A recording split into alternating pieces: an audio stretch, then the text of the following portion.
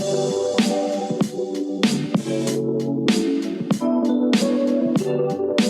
the Journeys of Belonging to Blackness digital media project, I'm Yndia Wilmot, and you're listening to the podcast, Talking Journeys of Belonging to Blackness. Joining us today is Victorious DeCosta.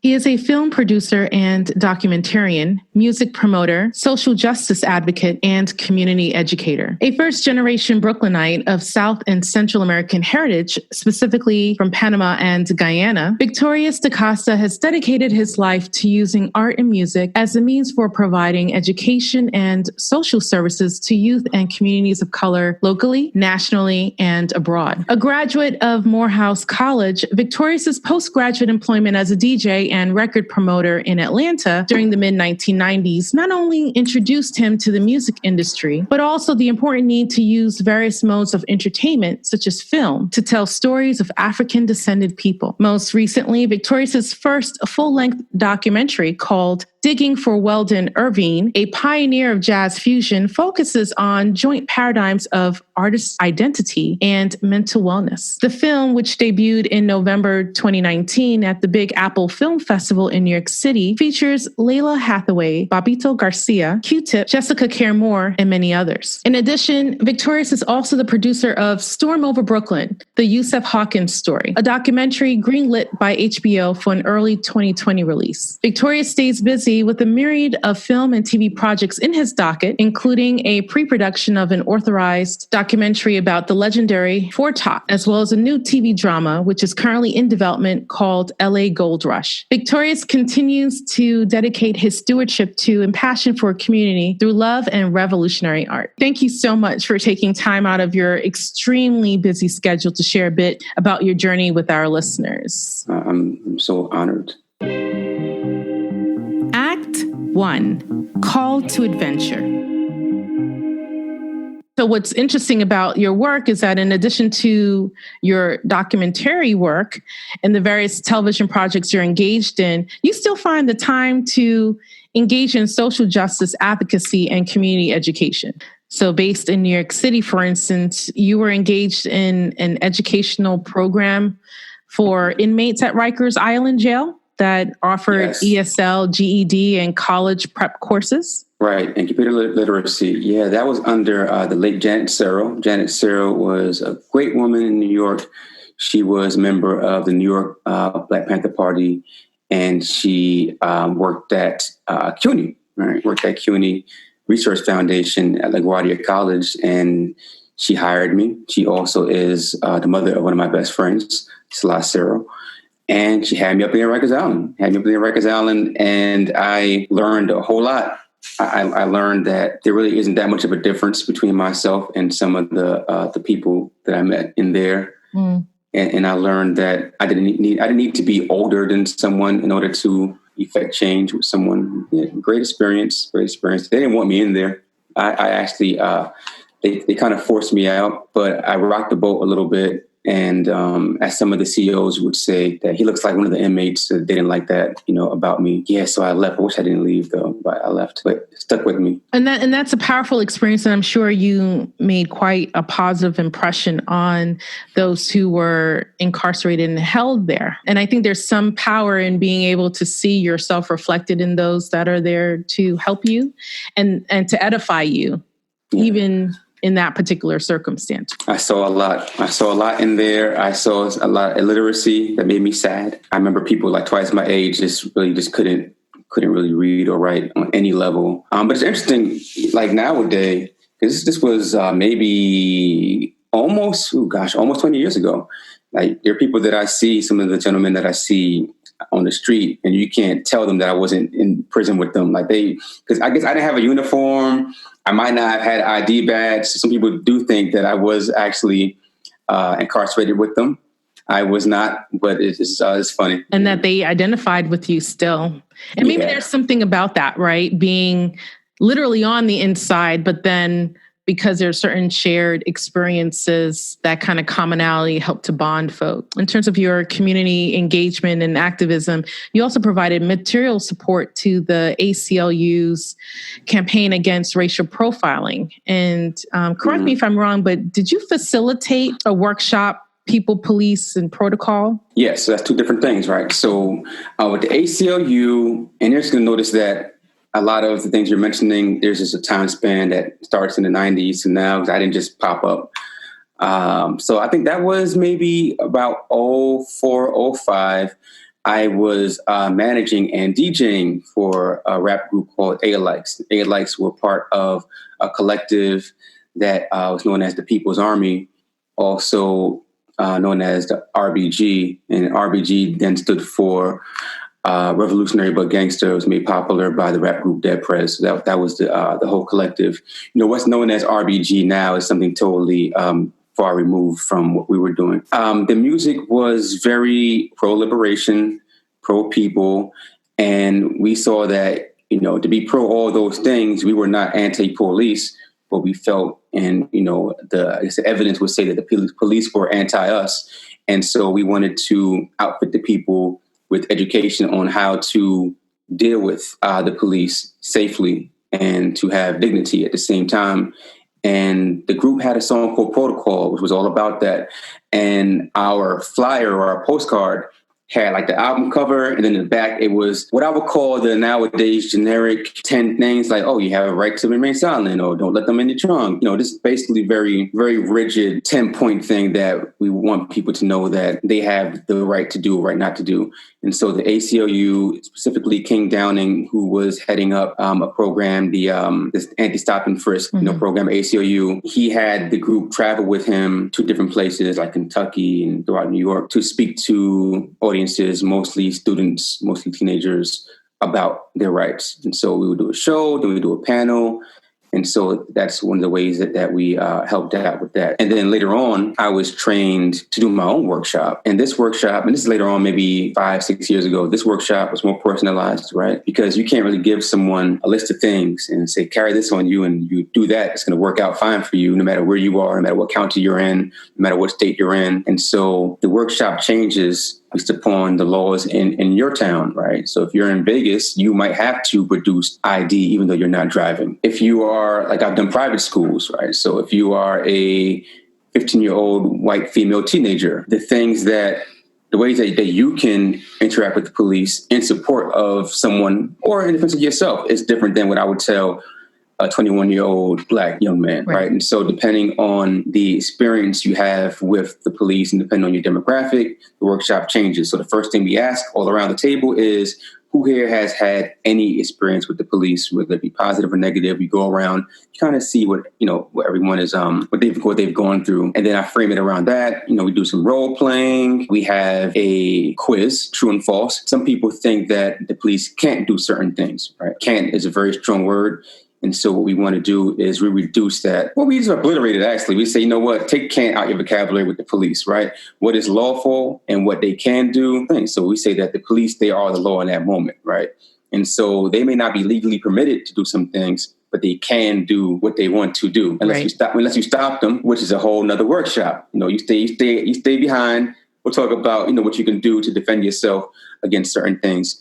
And we just shake a lot of myths, like the myth that a police officer has to tell you that they're a police officer if you ask them. That's a myth that's currently going on from TV, like from 21 Jump Street. We let you know there's like a delineation between a search and a Terry pat, right? So Terry pat means a police officer can pat you down to make sure that you don't have, an obvious weapon. People think to this day that is illegal. It is not illegal because the concept is that the officer has to be safe in talking to you. People think that that's a search. It's not a search, right? What they cannot do is go in your pockets. They can't go inside of your hat. No, that's a search, right? That's something that they can't do without probable cause or without consent, right? But if you don't know that, if they're like patting you down, you can't do that. Get off of me. And then you have an incident. And sometimes you have an incident anyway. You could be eating a bowl of ice cream in your house and have an incident, apparently, right? When you are on the street, it is good to know that if you do plan on either complying or crossing the line in regards to interaction with the police, you should know what your rights are. And we say that you might not be able to beat the ride, right, in that car, but you might be able to beat the rap. You're dealing with a beast, right? So you don't really know how things are going to happen, but I let people know that none of this is like a straightforward postcard that we had 15 years ago. So hopefully across the nation that a lot of these programs that do know your rights do become more personalized. These experiences where you've been engaged with organizations like the ACLU, but then also how your own lived experiences help to inform the content for these workshops, right, I think provides you with interesting opportunities to speak both at public and independent schools across New York City and different places, right, and to be able to teach students various methods of civic engagement and social protest, both safely and effectively. And I think it's, as a person who also facilitates different types of workshops, it's always useful when you have the person who's facilitating and even organizing the workshops that they understand that, particularly when you're giving people different kinds of strategies to employ in real time, that those strategies are only as good as the context in which you understand those strategies to be employed within. Yes. Right?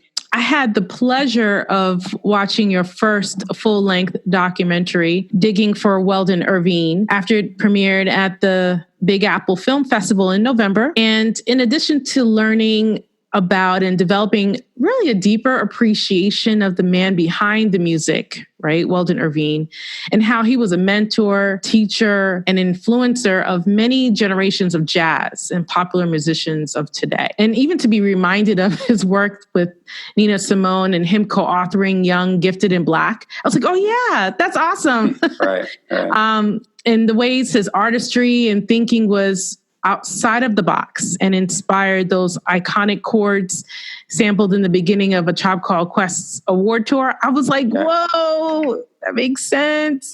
Amongst many other contemporary songs. I think for me, your documentary showed us an aspect of Weldon Irvine's life, the plight of being a creative, being Black, and the mental, emotional, and economic efforts that are often required in order to take up space and be respected in spaces for, one's gifts and contributions. Your documentary, too, I think is about the ways capturing one's name and calling one's name is a way to cement one's place and one's narrative in history so that it's never lost. Thank you. I like to use that little tidbit of calling one's name and then cementing this one. I like that. When we're talking about the name, I want you to tell our listeners about your name. So what's the significance behind your name, Victorious? Okay, so Victorious, it is not a name I was born with. Victorious is a name that I began to earn at 18 years old. I hadn't figured out what I wanted to do in life. And whenever people would ask me up to that point from being a child, like 12 or so to 18, it would change a bit based upon what it took, right? So I wanted to be a lawyer, how much school, whatever, I wanted to be a lot of different things. And so at 18, got to Morehouse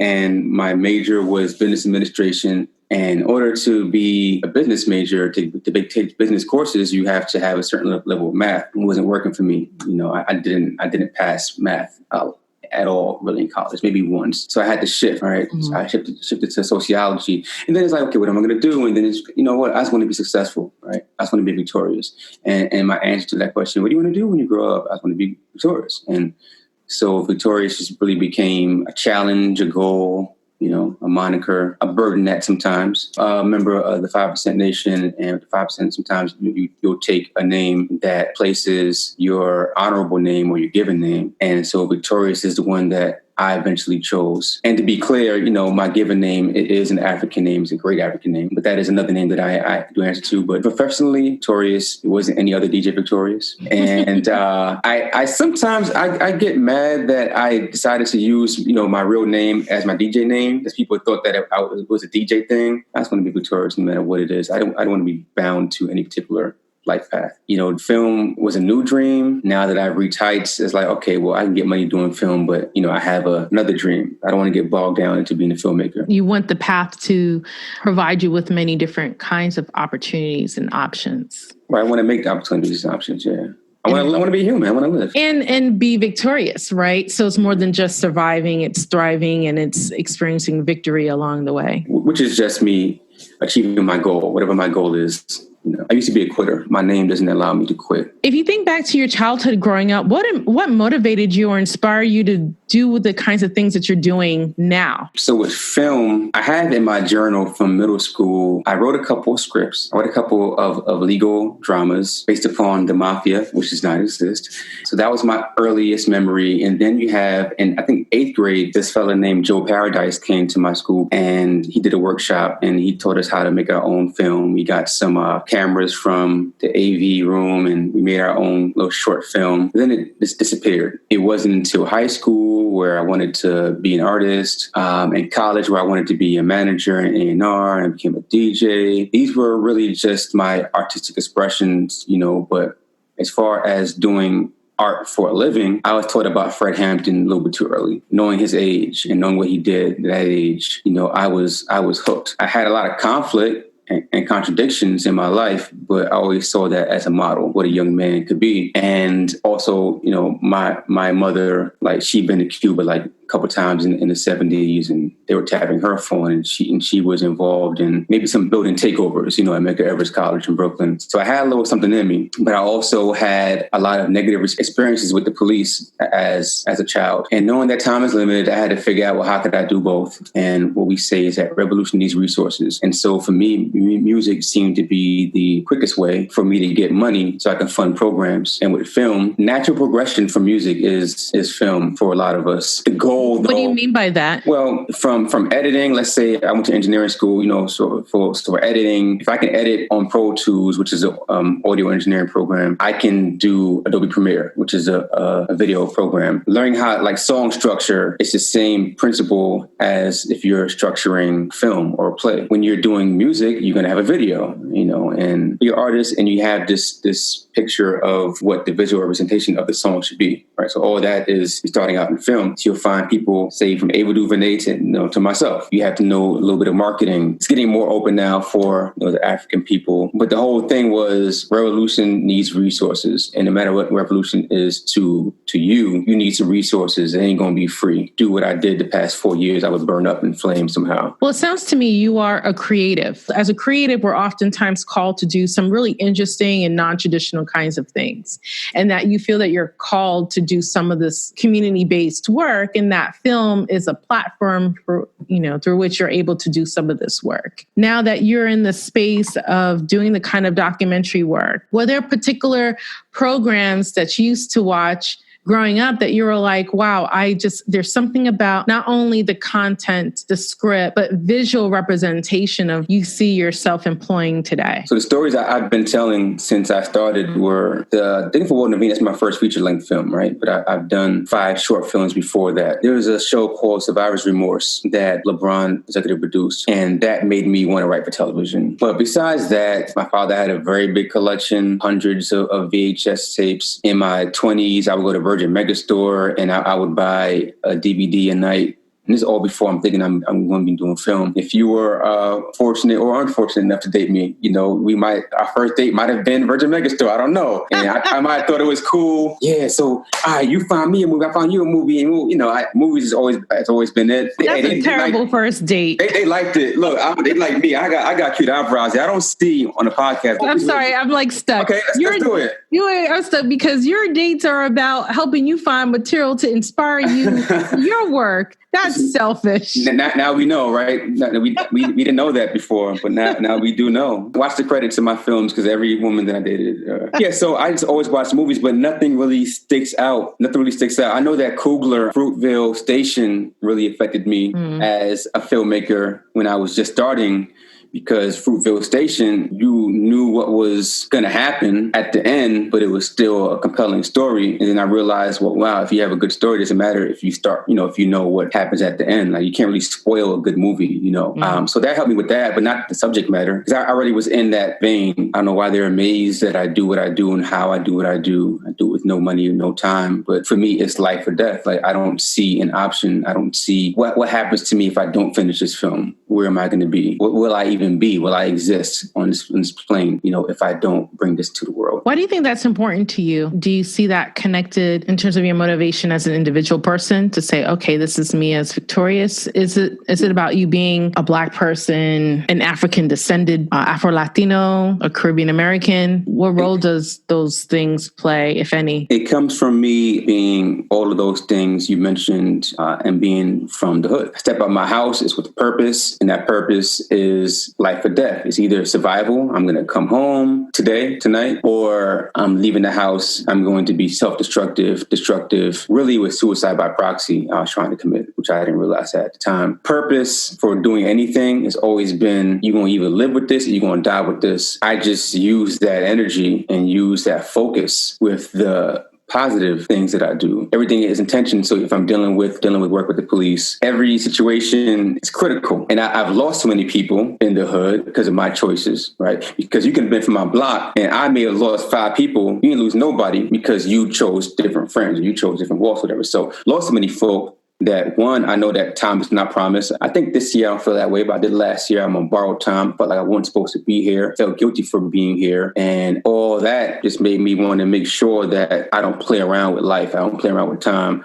I don't play around with gifts. I don't waste any more talent. I have 5 friends, 2 close ones that committed suicide, which did lead to why Weldon Irvine's story was compelling to me, because I have friends that committed suicide. First was 19, that was Lamar, and then 3-4 years ago, my homegirl Kiko, she jumped in front of a train, so I mean, but I ain't telling stories that aren't stories that I need to get out of me. I have gone to therapy since I was 8, but when I do create, it is therapeutic to me because these are things that I want to get out of me. So you see your own artist identity wrapped up into these other identities that you also possess in terms of being Afro-Latino, being a Black person, being African descended, but then also being within the geospatial context of your neighborhood, or not zip code neighborhood, but of being from the hood that you're talking about. Yeah. You had said something that was kind of interesting that I don't think I really understood. And you said by being in certain places, you make a choice in terms of choosing to wake up and to choose to leave your home, and the choices you make to pursue different kinds of activities. And then you said, I didn't realize that I was acting in a space of suicide by proxy. Right. I didn't really understand what you meant by that. Okay, so, where I stay, right, and I would say even outside of the ghettos of hell, there are people who just take these chances with their life, and they get what we would call props for that, being this tough person, being this person that will run into the flame, when everyone else is running away from the flame. I was one of those people, but I also knew that I was suicidal. I did know that. I never connected the two, but I knew that if at 18, 19, I didn't gain a knowledge of myself and a purpose in life, I know that I would have killed myself by 22, or 23. I know the songs that stopped me from killing myself. It's very clear in what years and what moments and all that, because I battled with different things, But I never really linked until some years ago. I was like, oh no, you weren't a tough guy. I predicted my death. By the time I was 30, I had a relationship with a great woman. I've had a few of those, and she asked me for a 5-year plan. So not only was I just like mad that she asked me to think about the future, but I was insulted that she thought that I would be alive in 5 years. Like, now here's the kicker, right? Learning about Fred early, learning about a lot of people, freedom fighters, we thought that martyrdom had to be suicide by proxy. I thought that death was honorable, and I thought that there's only one way to honorably die. I knew that suicide wasn't honorable. This is all subconscious thought. I think that's interesting in the way in which you're being reflective in this moment and talking about how is it that you're coming to use your artistry in film and in TV, and how the kinds of stories that resonate with you and what motivates you, they seem to be directly connected to your own mental health and well-being. That's probably why the Weldon Irvine story resonated with you. Here's this person who seemed highly motivated. He didn't want to teach, right? But he taught. He knew that he wanted to do something to make a difference and to put his artistry and his work out there for mass consumption, because he knew that it can make a difference. And even though he taught children and maybe adult piano lessons and what have you, he was also grappling with his own mental well-being and his own health state. and maybe he engaged in certain activities. Your documentary talked about how he carried around this knife, this weapon, and how he sort of moved was almost like, yeah, let me challenge you on, why don't you step to me? But there was something else that was happening. Right. It makes sense that I think those who might be creative, it's not surprising, also grapple with being empaths. See, being creative is one thing. And one thing that also why Weldon's story resonated with me, because all the things that in my bio and things that I've mentioned earlier in the interview, I haven't gotten credit for it, right? Or my name is not exalted. And we do it for the art of it, but to not be, like you said earlier, have your name in the cement, right? For you not to be spoken of, it wears down on you. And another reason why Weldon's story really spoke to me is like, wow, I never heard this guy before. Like, why? This guy wrote 500 songs and this is how he went out. And why don't I know about him? Why haven't most of his famous friends and powerful friends spoken about this guy? He's been gone for how many years now? 18 years. As creative, who has been in that boat, it's a whole nother vibe. It's a whole nother vibe if you're creative and you're top of the world. But when you are unseen and unfelt, it's bad for you. The experience that we have in this country, people descendants of Africa, a lot of my stories are cry, right? So some things that I have not experienced, but they're stories that I see in the world and that we all see in the world, but I have a different interpretation of it. I had a short silent film called La Brega. You can translate that to like the struggle. In that story, it's about a police shooting. And the person did indeed have a gun. A lot of times we write it off. Like, he had a gun? All right, cool. We're not going to get mad about that one. But with this story, I wanted to show like why he had the gun and how his day didn't start like that and how he was afraid himself. And, so I like to just cry out for those who can't cry out. Act 2, The Road. What's your passion? I love to dance. Is that cool to say that? Dancing, is that cool? I like dancing and running, using my happy feet. Comedy, those are the things that make me the happiest. Comedy can make me turn my frown upside down. Stand-up comedy, but like trying your hand at stand-up or watching stand-up. At this point in time, watching stand-up comedy. I did want to try my hand a few years ago, but that didn't work. Well, I didn't try, but it still didn't work. Dancing is where I feel the most free. So passing the dancing, and my passion is liberation, and though through the recent years being tied up with this film and also taking time for family and taking time, to me and me enjoying some of the resources that I've earned for the people, so all that. How do you show up in these different kinds of public spaces that you traverse as an African descended man? Do you ever feel like as an African descended person that goes up contradicts or is something that goes alongside with being also Afro-Latino? Because there's this interesting sort of mix, I think, for different people that I speak to, and they talk about their experiences. And that's almost a dichotomy that they have to almost choose to be one or the other. Some people find ways in which the two are meshed together as an important part of their identities. Having ancestry and parentage from Panama and Guyana, and then also being U.S. born from Brooklyn. Let's do an example. So my NYC premiere was at Big Apple, but actually I premiered in Gary, Indiana. I went to London and Minneapolis. The NYC premiere, I wore this. It's not a dashiki, but I wore this dope African. It was like I'm African shirt. Physically, when I come, I do come, let you know, I know who I am now. This ain't, and my name arrives before I do. Because I do have an African name, but, that's not as much as a political statement as it was 20, 30 years ago. But the name Victorious is a political statement. So my name arrives first, right? My last name arrives next, DeCosta, right? So now when I use the term Afro-Latino or Afro-Latinx, I want to be clear, it's not about bloodline. I'm talking about heritage, cultural norms, and folkways and mores, as they say. But it ain't about, having the Spaniard blood in me. It's more so about my family is recently from where they speak Spanish at,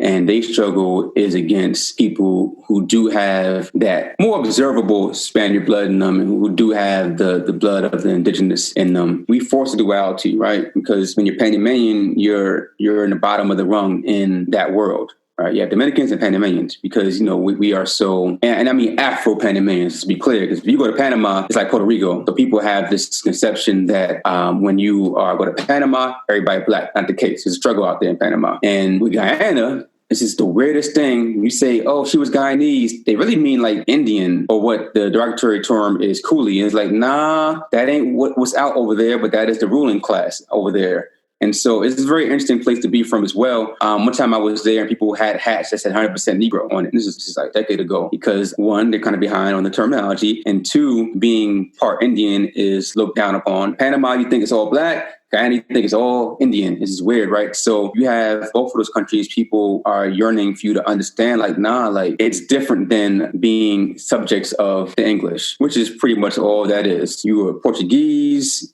subjects enslaved you, maybe Spanish ones enslaved you, all of this. But growing up, that dual consciousness is really when you hate the word African and you hate having dark skin, so I have dark skin, and you hate being black, whether you know it or not, you want to be like, I ain't regular black. My Aunt Dolores looks like this. And, look, I have reddish undertone. And, so there was a thing where, as opposed to, let's say, like a person who presents as Latino or Latinx, well, they have to maybe search deeper to acknowledge their African roots. Unlike most Caribbean countries, we are cut off because a lot of Afro-Panamanians came from somewhere else, right? They came from Jamaica, or came from Barbados or whatever, right? And people like my grandfather left at 18 years old from Jamaica. That was it, cut off, right? And a lot of people who moved to Panama were cut off from wherever they were from. So the next generation, all they know is, we speaking Spanish over here. Panama, it was made so Spanish last name. If not, they have a Spanish first name. This is what we're doing over here. You're going to see a lot of Jose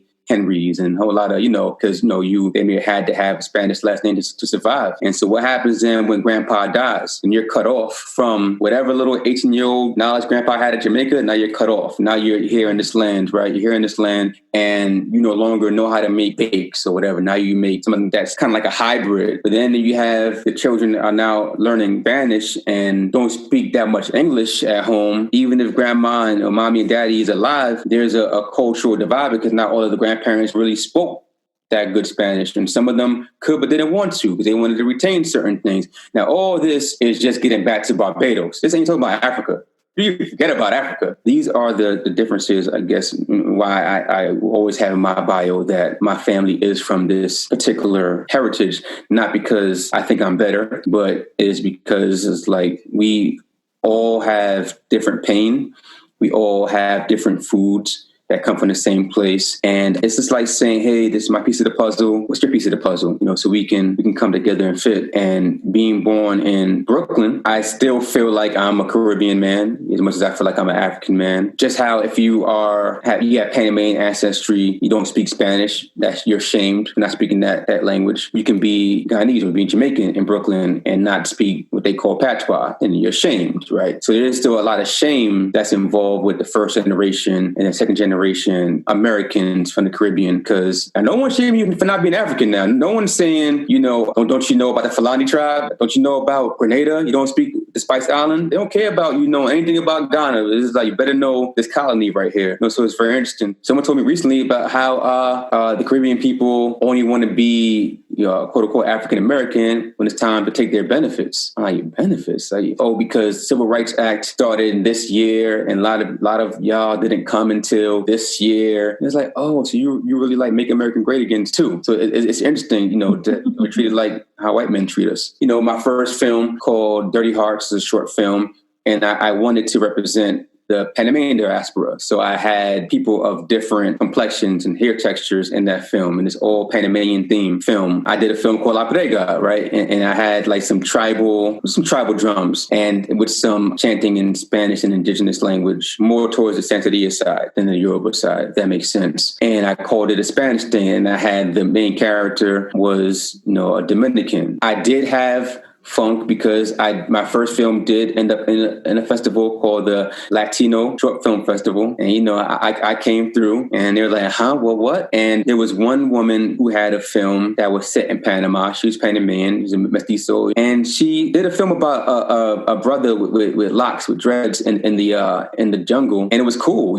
But then her Q&A, she said the Afro-Caribbeans and the Panamanians. It was like, well, hold up. Everybody passport or whatever say that we Panamanian too. So why are you separating? So, it still exists. At the end of the day, we African. You being able to look to your ancestry and to pay homage to the kind of people and their experiences, whether they are still back in these countries or what happened to them or their descendants in the US, for example. How is it that people experience, different experiences around their identities as it relates to their gender, around their ethnicity, their race? You take that up and attempt to also bridge that geographic divide, but you attend to it in your film, whether it's these shorts. So you have a limited amount of time to contend with a lot of different issues for your viewers, but it's almost like a taste test or brief offering of what the greater conversation is and could be. Problematic in people's misunderstandings around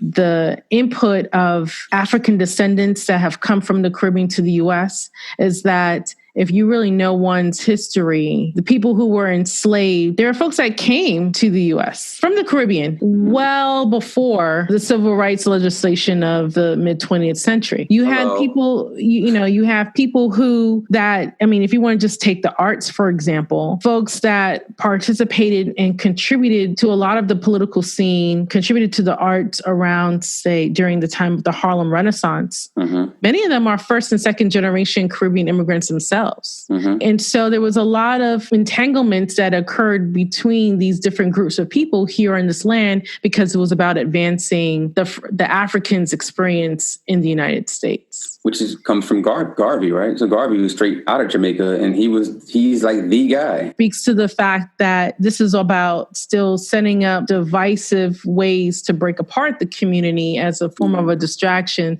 that takes away from the liberation movement. Because if you have a fighting over, well, who gets to claim and take up space in these places, then you're distracted from the bigger system that's there set to destroy you and your community. Because you're so busy it doesn't make much sense. I wanted to ask you, in terms of the lessons that you've learned along the way, along this path, are there particular failures or opportunities that you experienced, and how did you turn things around? To be proud, say my name, stand up tall, lift my head up high, and that being small doesn't serve anybody and does the opposite. So I just learned that just don't play small. And if I were playing small, I used to put people's names on things. I used to put other people's names on my things because I thought that their name would take things further than my name. So I've learned that to build my esteem. What do you mean by that? Let's say if I did a musical project, not collabing, if I did something, I would do what I had to do to get someone's name put on that as the producer of that and put me as something totally subservient. So if it was something that's basic as a mixtape, I did the mixtape, right? But then it's like, okay, well, I might pay someone else, put their name on the mixtape. And then in the back in small letters, you might see my name as like an assistant or something weird because I thought that it was noble for me to take a back seat. It would be like doing it and telling Spike, well, just do this 1, 2, 3 so we can say you did it. Because we were told not to shine. I also told not to shine. I was told that shining was unsafe. And if you were going to shine, you have to deal with certain repercussions for shining. And I was also taught, like, who are you to shine? Who you think you're going to shine? You ain't going to shine. So what I've learned to do is shine. I think the convo we're having, I couldn't have had this convo 10 years ago. And when you do that, the most physical, material thing that I've learned is don't put people in position if they don't deserve that position, right? You could love them. You could want the best for them. Don't put them in position. You are enough to attract people who are in the right path for that. Empowering someone is good, but not when it comes with the destruction of what you're trying to do. Because when you're black and poor, it's like, all right, well, you could be the cook, you could do that, mama could do that. Like, nah, you don't got to do that. Because we have a lot of people in our community that are qualified. We don't have to be just your best friend and your family. I mean, because it hardly ever works. So you talked about the fact that you have that, for yourself personally, and correct me if I'm overstepping, but almost this fear of succeeding for you to be able to place, the kudos to other folks to say, okay, well, you can take the credit for this. Right. At the same time, that fear of succeeding for you has also made you feel uncomfortable about the fact that, hey, I've been productive in doing all this stuff, whether it's in music and other places, but then I'm not getting the credit. But at the same time, you can't get credit for something if no one's able to attribute it because you're passing off the credit to someone else to take. At the same time, you also talk about the fact that, being taught not to shine. I think it's just when you have folks that have been systematically oppressed for so long, and that sometimes not all attention is good attention, and that it could be life or death. But that places us in a position where we can't really talk with pride about the things that we're doing that are quite positive. You're talking about trusting folks, and not everyone belongs on the same journey with you. Look, this is a bandwagon, and y'all all need to get on the bandwagon because it's moving, but you just can't drive it. You just can't do nothing. Just sit down there and be happy that you know me. And that's part, and that's part of the journey, and I mean that for real. It sounds nuts, but I have a friend. I thought that he felt the way about me, but he didn't. And he said that he points to me and tells his son, not all daddy's friends are mechanics. And I was like, damn, all right, well, I'll wear that. And it gave me pride. But I've had a fear of failure for a lot longer than I had a fear of success. My fear of success is about 2007 is when I got the fear of success. It was led to a real place. It was like, if I get an 85-inch television screen, I'm gonna put that box at, because I deserve to watch that screen to do whatever I do on my TV. But then you see that big old box outside, what happens then? So it's a fear of what does success bring to me, when I'm in a certain environment. Well, the last few years work, meaning that I'm good.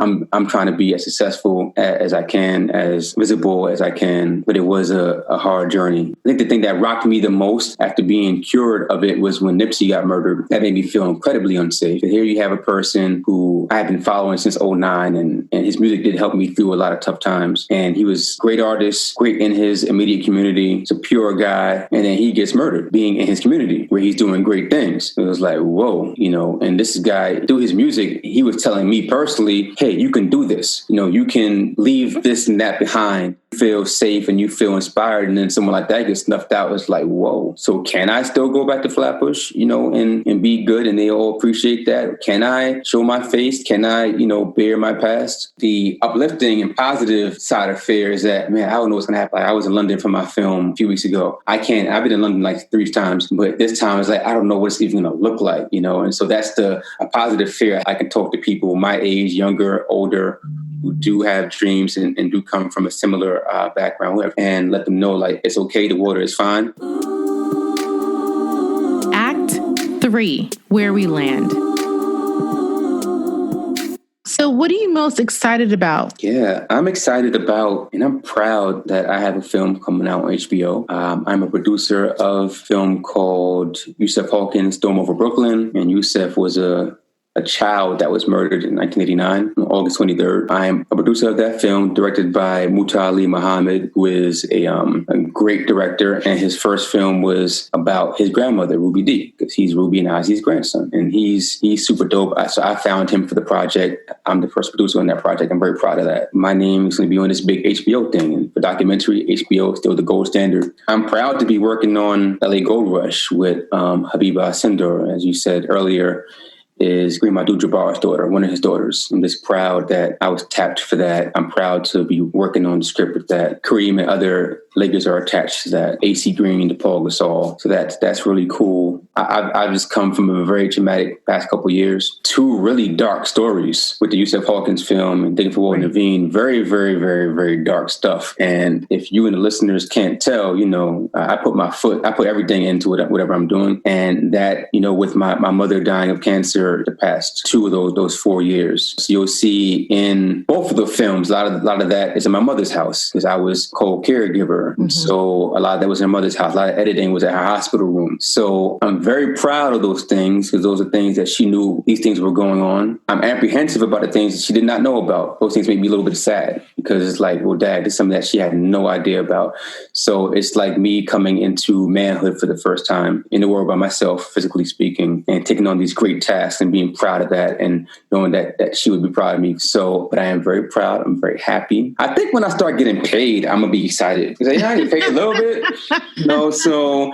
You got to speak it. As a final point, if there are any particular audience takeaways that you want to leave our listeners with that might inspire them on their journey, feel free to share some. That thing that you really want to do that thing. Don't worry about money. You don't need that much money to do it. You don't need any money to do it. You just need people power. My film was done for almost nothing, $30K over 4 years, nothing for a film. Go ahead and do it. If it really is a passion of yours, it'll never be the right time. Just go ahead and do that. And people will applaud the fact that you are doing anything. And that's just going to empower you to do more. The next thing is vision board. Do a vision board. Vision boards are real. I ride my vision board on my passenger seat. Me and my vision board be riding. When I come into the city, I see all the time. Do your vision board. Don't make it abstract. Don't put like win or, breathe. I mean, I ain't tell you what to do, but you better make it very concrete because, we don't understand that, you got to see it in order to achieve it. If you don't see it, you're just going to be basically beholden to what